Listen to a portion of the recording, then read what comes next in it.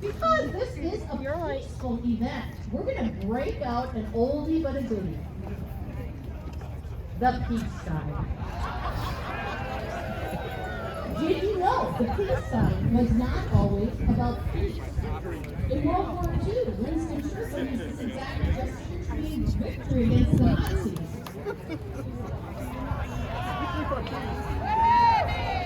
But in the 1960s, young people who are now, let's see, what is it? It used to be 70 in the 20s, then to be 70 in the 20s. Is that how that goes? The young people in the 60s flipped the meaning on its head, and instead of victory through war, they made the sign of victory through peace. So when you do this, remember it's not just a sign, it is a message. We will win, we will do it peacefully, and we will do it by coming together.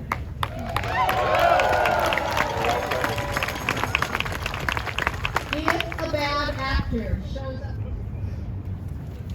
I'd like to introduce one of the two ladies who created this event, Heather Giese.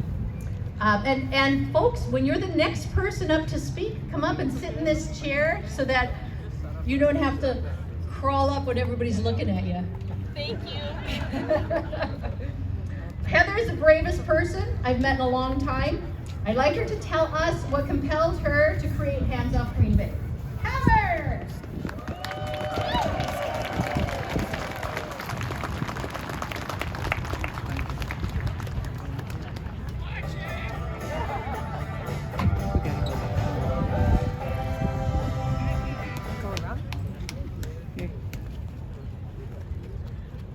All right, so I don't do public speaking or people, so please bear with me. My name's Heather, I live in the area, obviously. Thank you for all for not expecting nearly this many Together. Are there any veterans in the audience? I apologize, we do not have a veteran-specific speaker. I made lots of inquiries and just couldn't connect with the date and time. So this song does not give a reason for suffering, but it reminds us of something that is just as important. We're here, we're together, and that matters. This was sung in World War II. As part of the centennial commemoration of the Battle of the Somme on July 1st, 2016, a moving public art piece was called We're Here Because We're Here, was staged across the UK. 1,400 men in full World War I uniform appeared unannounced in public spaces all over the United Kingdom. They did not speak. Instead, they walked silently through the crowds, and occasionally they broke into singing, "We're here because we're here," to the tune of Auld Lang Syne, just as the soldiers in World War I did. Each participant represented a specific soldier who died on the first day of the Battle of the Somme 100 years before. Today, we are here together as Americans. In this crowd are people from across the political spectrum. I hope that we have some Republicans here. You are welcome here.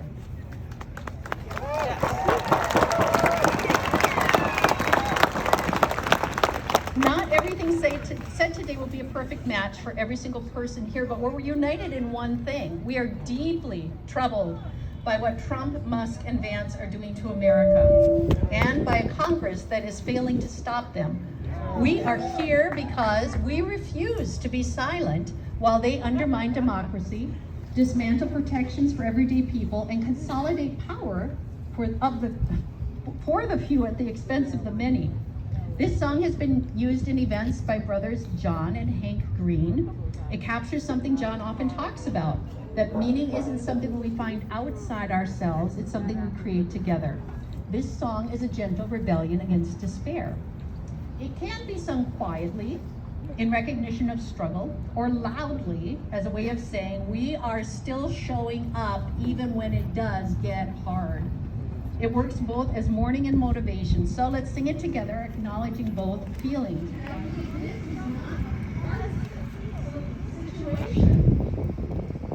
The history books will ask what we did when democracy was threatened. Our answer cannot be, we complain that nobody did anything. Fascists want silence. They want us to feel isolated. They want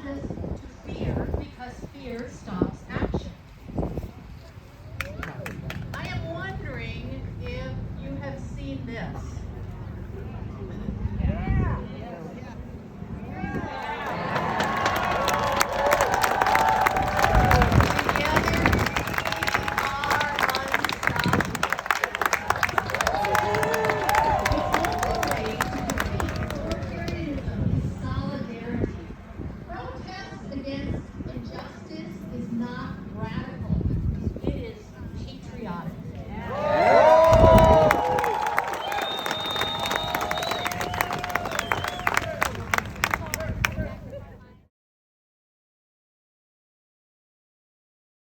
Not agree with abortion, but it's not my body, so therefore not my right to choose. The SAVE Act is meant to disenfranchise millions of women voters. Hands off my body. Education, where to start? School vouchers, teachers underpaid, schools understaffed and underfunded, school lunches constantly under attack, books are under attack and being banned, programs for students needing extra help are being cut. Sometimes the teachers only form a supporting student hands off our schools.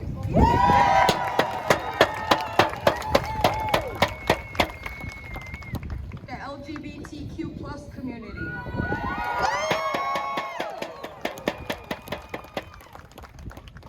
So many to list for this category, but if you are, to be able to love who you want to love.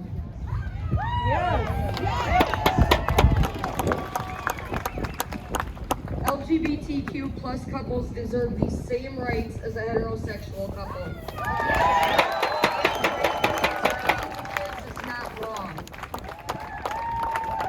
Anybody opposing the Trump-Musk regime, we have a First Amendment right to free speech. They should not be taking and disappearing people for that. Hands off our Constitution.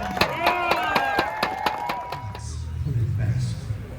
It is not the 1% of the trans community that we have to worry about.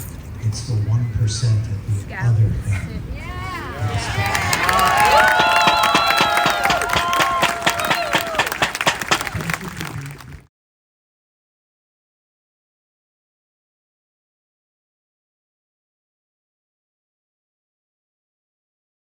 Don't deport, don't detain, detention camps are inhumane. Don't deport, don't detain, detention camps are inhumane. Don't deport, don't detain, detention camps are inhumane. To define or to enforce religious belief.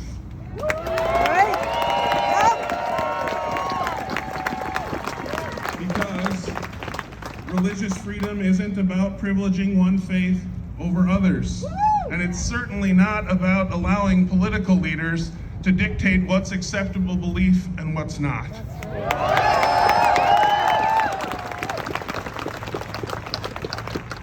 Religious freedom does mean that every person, regardless of their spiritual convictions, has the right to live according to their conscience without fear of government interference.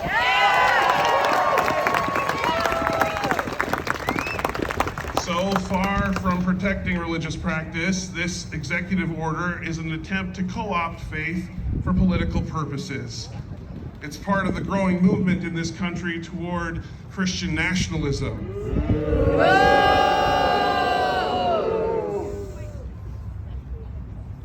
A dangerous ideology which seeks to entangle religious identity with political power and race. And Christian nationalism does not reflect the teachings of Jesus or the best traditions of Christianity.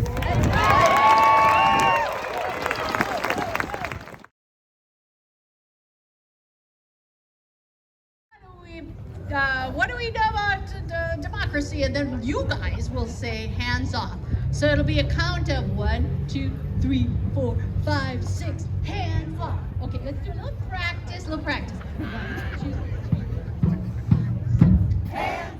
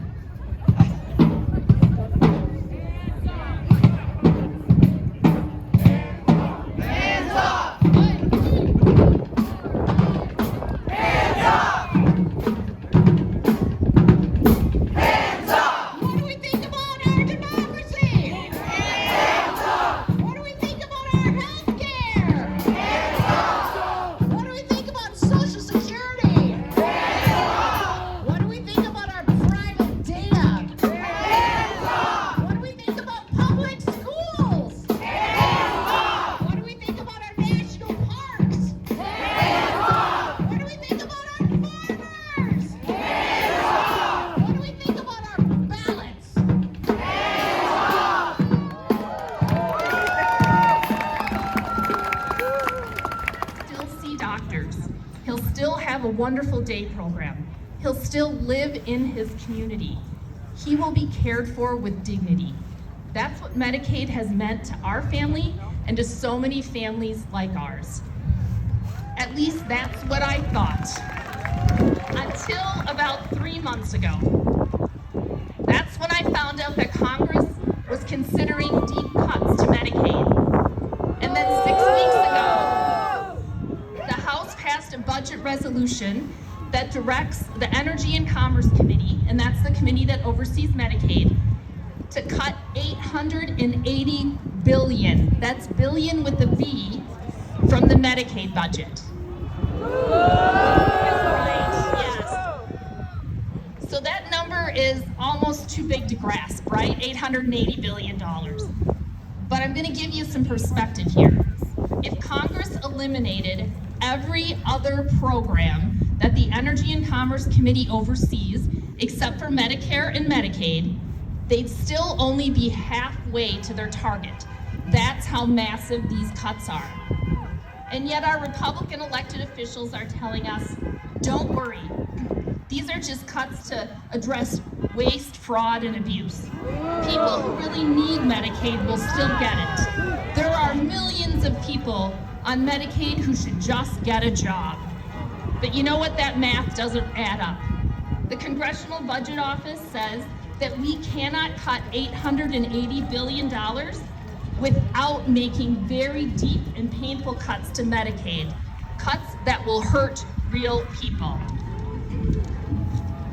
So when Tony Weed and Ron Johnson claim that no one will really be impacted by this, and that cutting waste, fraud, and abuse will actually improve Medicaid, that is gaslighting.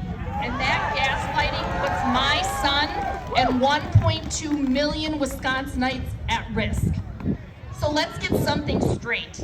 Medicaid is not wasteful. It has one of the lowest administrative costs of any healthcare system in the United States. It is not full of fraud. In Wisconsin in 2023, there were 140.